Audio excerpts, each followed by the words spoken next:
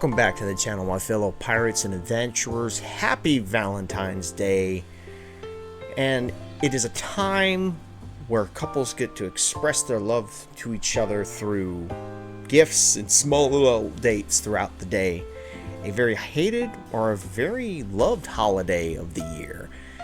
Personally, for me, I used to hate this holiday. It kind of harbored a lot of bitterness towards this due to the fact that I saw a lot of couples around that time in relationships being all lovey-dovey around me and being single around that time. But however, personally now, I've gotten over that and I realized how much more it means that love is so much more expressed, not just to someone that you romantically interested in. It also refers to other people in your lives. It's a day most people, or let's just say most guys like me who are single, find it appalling and very hard to enjoy. However, today I want to give something to those guys, give something to the guys that have a relationship, guys who spend time a lot with their family, something to do, something to give today. And it's a recipe that I recently gotten better at making, and it's chicken parmesan, a American Italian dish that I enjoyed very much growing up, and now have learned to make it, and I want to share it with you guys. So let's go ahead and take a look at the ingredients that we need for the dish itself and head to the kitchen while we're at it.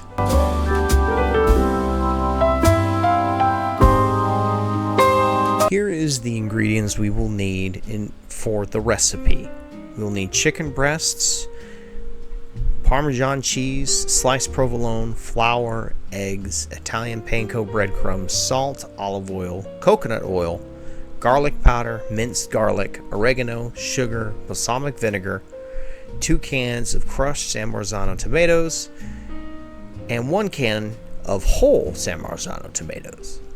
For the chicken cutlets, take some chicken breast and cut it in half. Grab a plastic bag and put the chicken cutlet in the bag. Put the bag on the counter and use a mallet or a rolling pin to flatten the chicken. Thin it out to where it will be a little larger and tenderized as well. Take out the chicken breast, lightly salt it on both sides.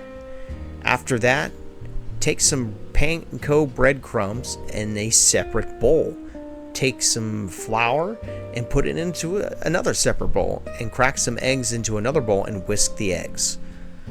Before coating, add salt, garlic powder, and oregano to the flour in order to whisk, and then also make sure to add the Parmesan cheese as well.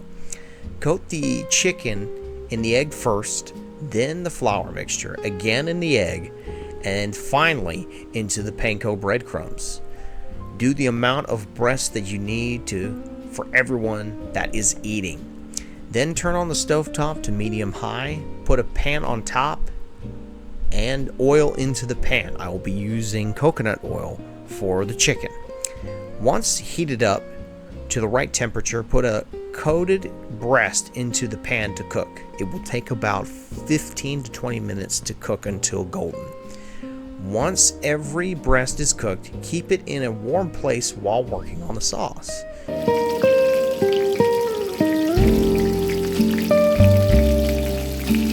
Take 2 cans of crushed tomatoes and drain some of the liquid into a bowl using a colander. Take the can of whole tomatoes and crush the tomatoes in the same colander into a bowl for the liquid to drop into. Mix the crushed and the hand-crushed whole tomatoes together in a mixing bowl. Turn the stovetop on to medium on another burner and put a pot on top of the burner. Then once it is the right temperature, saute some minced garlic in the pot with some olive oil for about 2 minutes. Then put the tomato mixture into the pot. Lower it down to low and begin adding seasonings and the other ingredients into the pot.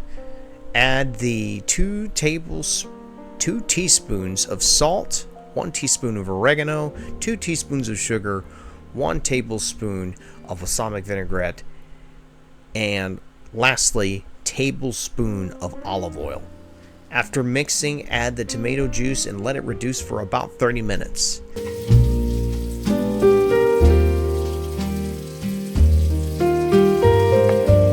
Then, of course, we will need to do the pasta for the recipe as well. I'll be using bow tie or farfalle for you Italians out there. Make sure to fill the pot with some hot water so you can boil the water a bit quicker.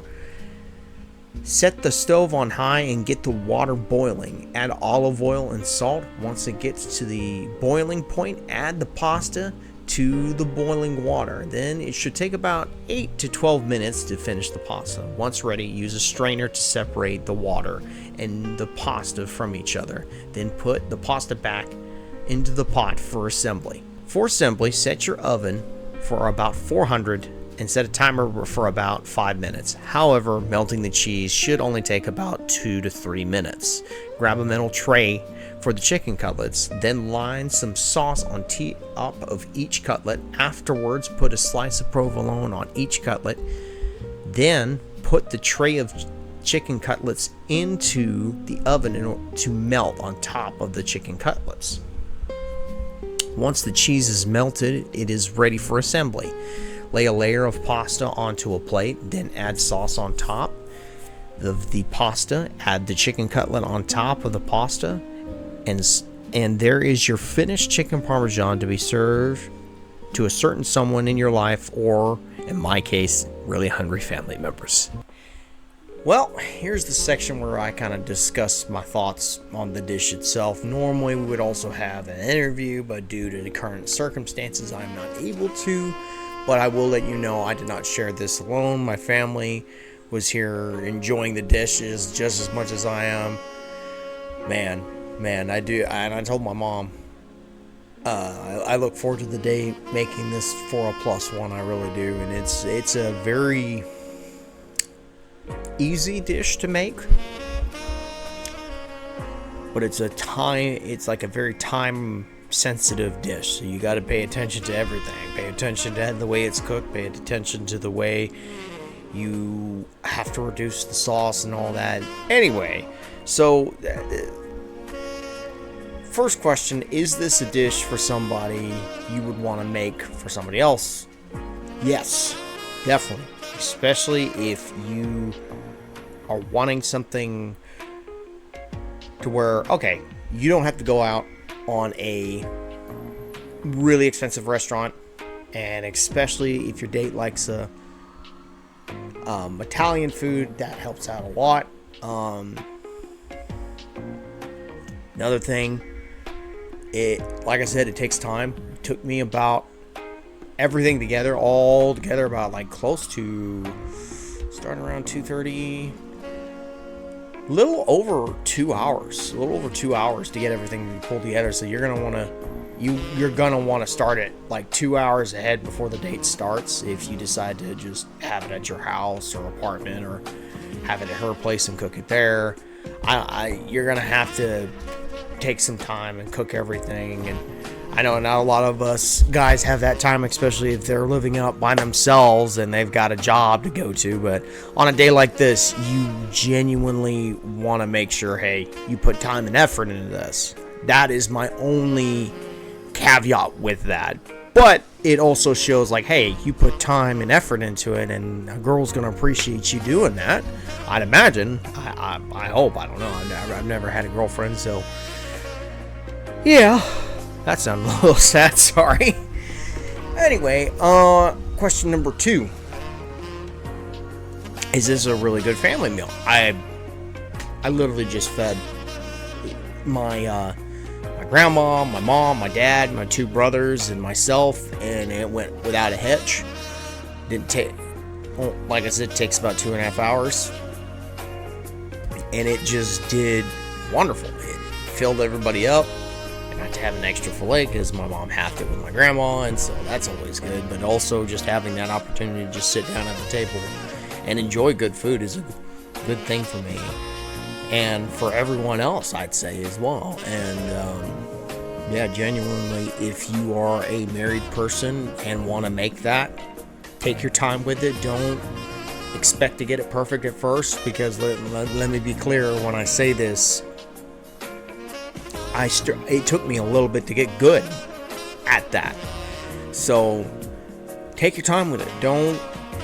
Don't be in a rush. Be like, oh, I'm all over the place.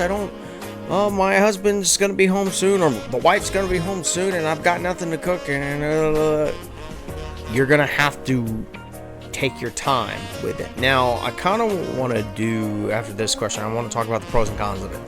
Pros of it all: it is a very good and tasty dish.